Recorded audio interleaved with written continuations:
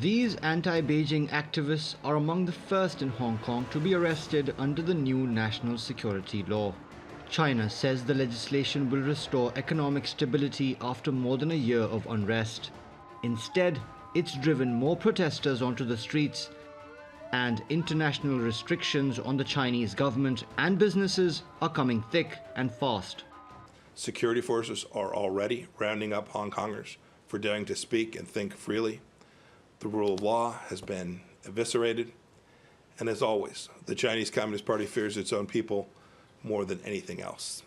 We will continue to implement President Trump's directive to end Hong Kong's special status. Other federal agencies are involved as well. I applaud FCC Chairman Ajit Pai's for designating Huawei and ZTE as national security risks. US lawmakers have tabled sanctions against banks that work with Chinese officials. If approved by President Donald Trump, the measures could leave Beijing with a $1.1 trillion financing shortfall. The Industrial and Commercial Bank of China, China Construction Bank Corporation, and other state lenders may be the worst affected. The UK, meanwhile, says its agreement to hand over Hong Kong to China in 1997 includes guarantees of ensuring the judicial and legislative autonomy of the island until 2047, and that the new national security law is contrary to those commitments. It's offering special immigration to millions of Hong Kong residents in a bid to shield them from Beijing's legal system. That's drawn a sharp rebuke from Beijing. This is a serious breach of the UK's own pledge. It's against international laws and basic norms of international relations. China strongly condemns these actions and reserves the right to make further reactions. All consequences entailed from that will be borne by the British side.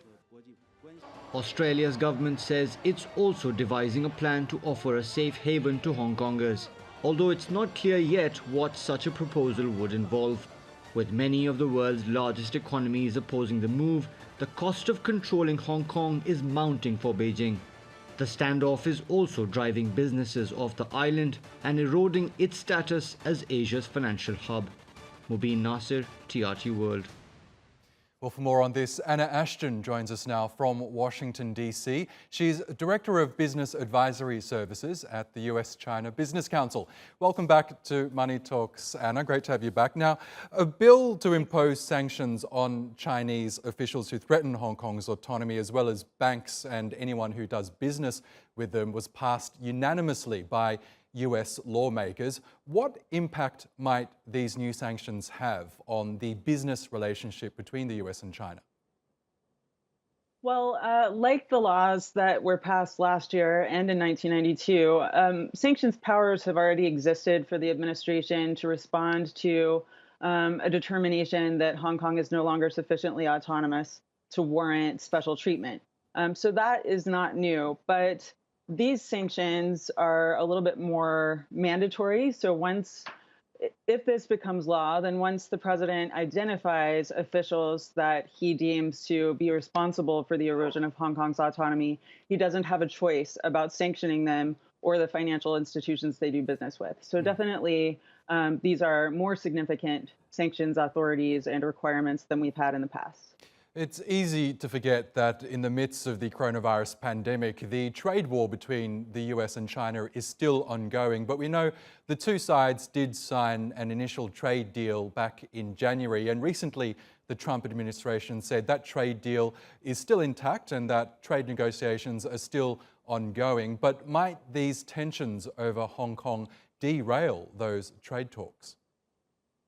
Well, it is something that we're worried about. We have repeatedly heard from the administration, from U.S. Trade Representative Robert Lighthizer, and from the Chinese side that there is an ongoing commitment to make sure that phase one is successful, that implementation is ongoing, and that and everybody feels like things are coming along pretty well.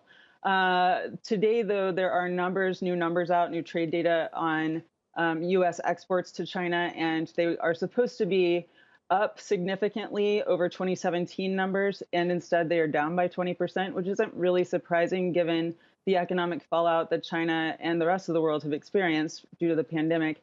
But it's definitely more negative pressure here in the United States, political pressure, sort of militating against maintaining the trade agreement. And of course, we've also heard some statements from Chinese leadership and heard rumors of statements from Chinese leadership to the U.S. administration that the Phase 1 deal needs to be something that the United States incentivizes China to continue with. So there are some hints that one side or the other might ultimately walk away from the deal if the politics of the relationship get too fraught.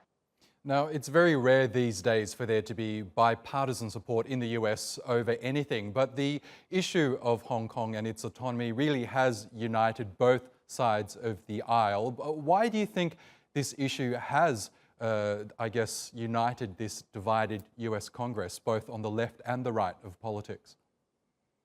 Well, to be fair, concerns about China in general have been uniting both the Democrats and the Republicans for a couple of years now. Well, really longer than a couple of years, but it's been extremely noticeable in the last couple of years. And Hong Kong is just sort of the latest chapter in that story.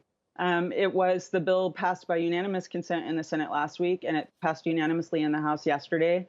The House version's a little different, so it will go back to the Senate for another vote. That could happen today. And it would be surprising to me if it didn't pass by unanimous consent again. I think that in the United States, there is a consensus, a growing consensus around the idea that there needs to be a recalibration of the U.S.-China relationship because China is a much more powerful economy and military force than it was when our relationship was first renormalized.